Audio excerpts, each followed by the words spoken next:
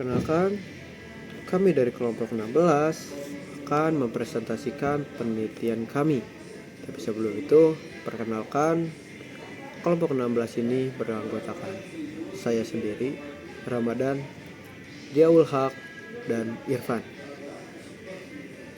Analisis ini berjudul Analisis korelasi dan uji T berpasangan kadar kolesterol pasien penyakit jantung koroner. Pada kesempatan ini, kami akan membahas bagaimana sih perubahan kadar kolesterol pasien penyakit jantung koroner sebelum dan sesudah pemberian obat. Serta apakah perubahan itu memiliki perbedaan yang signifikan secara statistik. Penelitian ini juga penting karena kadar kolesterol merupakan salah satu faktor utama yang berperan dalam terjadinya penyakit jantung koroner itu sendiri. Dengan mengetahui pengaruh pengobatan terhadap kadar kolesterol, diharapkan hasil penelitian ini dapat memberikan gambaran mengenai efektivitas terapi dan pengobatan yang diberikan kepada pasien. Next, selanjutnya untuk latar belakang, teman-teman pasti sudah pernah dengar, bahkan bisa dibilang sering banget lah mendengar tentang penyakit jantung koroner yang salah satunya menjadi mimik bagi warga Indonesia, bahkan di seluruh dunia. Tapi bagi yang belum tahu, penyakit jantung koroner merupakan salah satu penyakit kardiovaskular yang menjadi penyebab utama morbiditas dan mortalitas di berbagai negara termasuk Indonesia. Penyakit ini terjadi ketika pembuluh darah koroner mengalami penyempitan akibat penumpukan plak aterosklerosis. Salah satu faktor yang sangat berperan dalam proses terbentuknya plak tersebut adalah kolesterol yang tinggi dalam darah. Ketika kadar kolesterol tidak terkontrol, kolesterol akan menumpuk pada dinding pembuluh darah, membentuk plak dan menyebabkan pertumbuhan darah menjadi kaku dan menyempit. Akibat aliran darah membawa oksigen ke otot jantung yang berkurang. Kondisi ini dapat menimbulkan nyeri pada gangguan fungsi jantung hingga berujung pada serangan jantung. Saat ini banyak pasien penyakit jantung koroner yang mendapatkan terapi obat penurunan kolesterol, namun demikian masih perlu dibuktikan secara ilmiah sejauh mana sih apakah itu benar-benar menurunkan kadar kolesterol pasien. Oleh karena itu, diperlukan suatu penelitian yang tidak hanya melihat perubahan kadar kolesterol sebelum dan sesudah pengobatan, tetapi juga menganalisis apakah perubahan tersebut memiliki hubungan yang signifikan secara statistik. Mari kita lihat. Oke, next untuk tujuan penelitian. Berdasarkan latar belakang tersebut, penelitian ini memiliki beberapa tujuan utama. Tujuan yang pertama adalah untuk mengetahui hubungan atau korelasi antara kadar kolesterol pasien sebelum dan sesudah pemberian obat. Dengan analisis korelasi, kita dapat melihat apakah perubahan nilai kolesterol tersebut yang sesudah pengobatan saling berkaitan.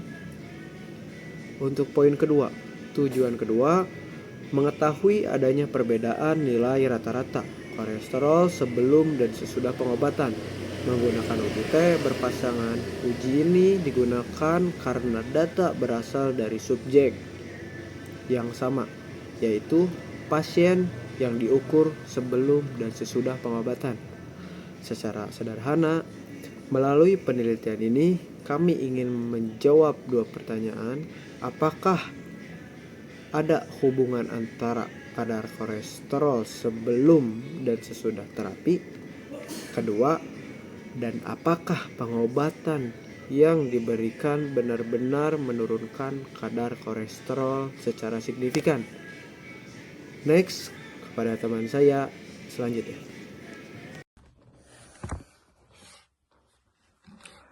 Selanjutnya, saya akan membacakan slide 4-6.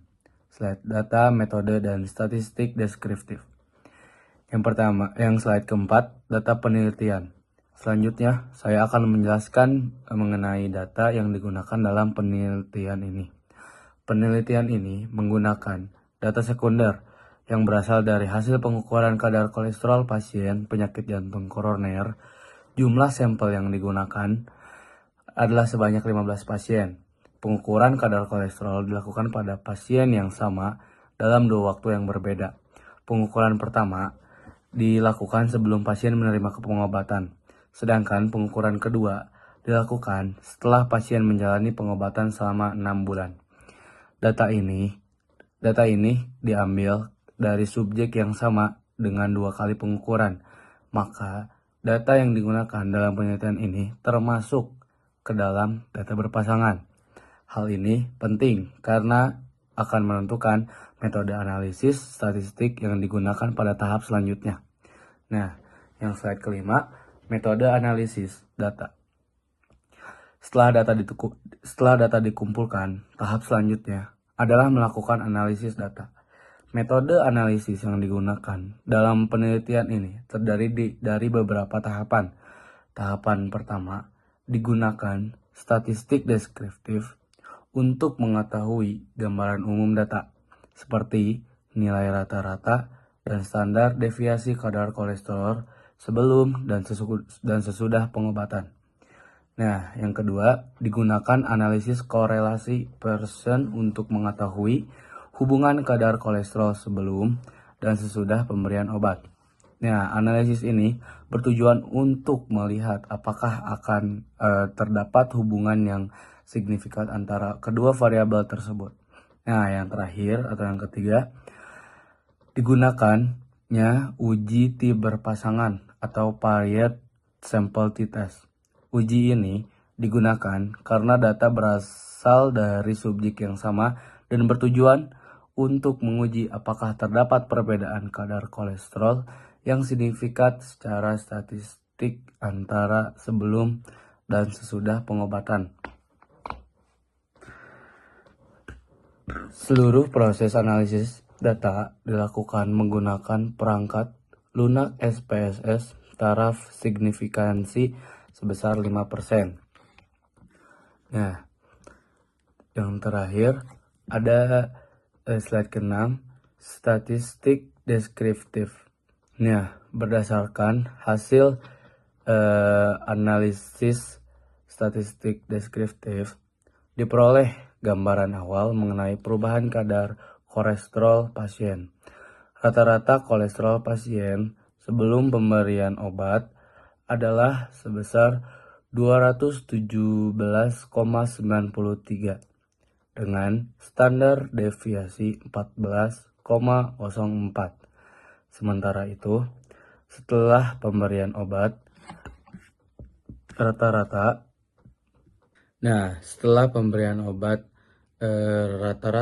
kadar kolesterol pasien menurun menjadi 183,67 dengan standar deviasi sebesar 9,04. Secara deskriptif, hasil ini menunjukkan adanya penurunan kadar kolesterol pada pasien setelah menjalani pengobatan. Namun, untuk memastikan apakah penurunan tersebut signifikan secara statistik, diperlukan pengujian lebih lanjut menggunakan analisis inferensial yang akan dijelaskan pada bagian selanjutnya. Terima kasih.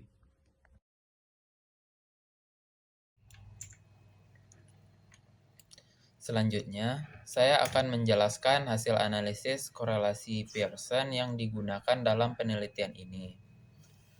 Analisis korelasi Pearson bertujuan untuk mengetahui apakah terdapat hubungan antara kadar kolesterol pasien sebelum pemberian obat dan sesudah pemberian obat. Berdasarkan hasil pengolahan data menggunakan perangkat lunak SPSS, diperoleh nilai koefisien korelasi persen sebelum yaitu 0,603 dan nilai signifikansinya yang sebesar 0,017. Nilai koefisien korelasi yang bernilai positif menunjukkan bahwa hubungan antara kadar kolesterol sebelum dan sesudah pengobatan bersifat searah. Artinya, pasien yang memiliki kadar kolesterol relatif tinggi sebelum pengobatan cenderung memiliki kadar kolesterol yang relatif lebih tinggi setelah pengobatan. Meskipun secara umum terjadi penurunan kadar kolesterol. Selain itu, nilai signifikansi yang lebih kecil dari 0,05 menunjukkan bahwa hubungan tersebut signifikan secara statistik.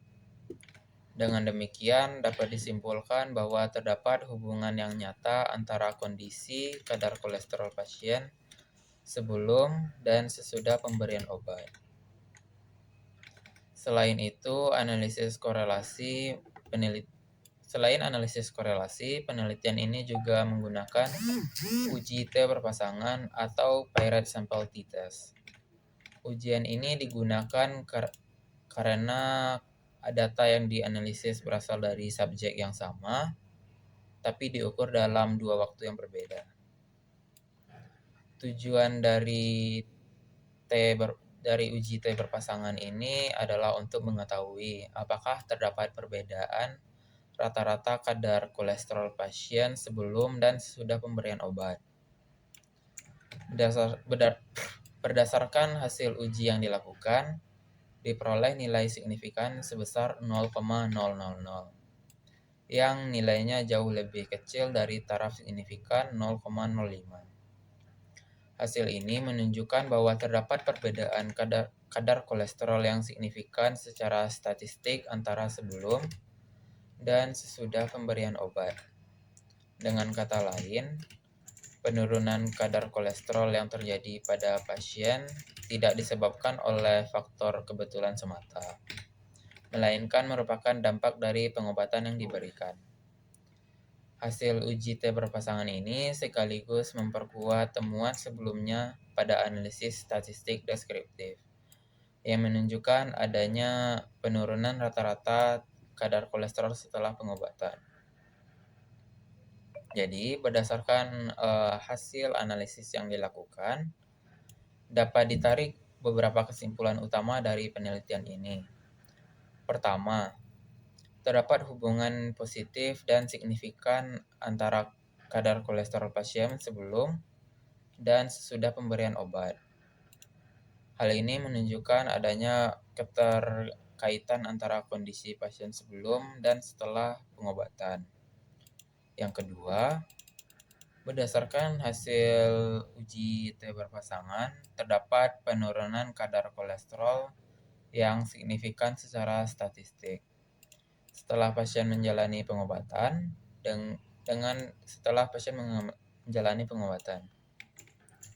Dengan demikian dapat disimpulkan bahwa obat yang diberikan terbukti efektif dalam menurunkan kadar kolesterol pada pasien penyakit jantung koroner.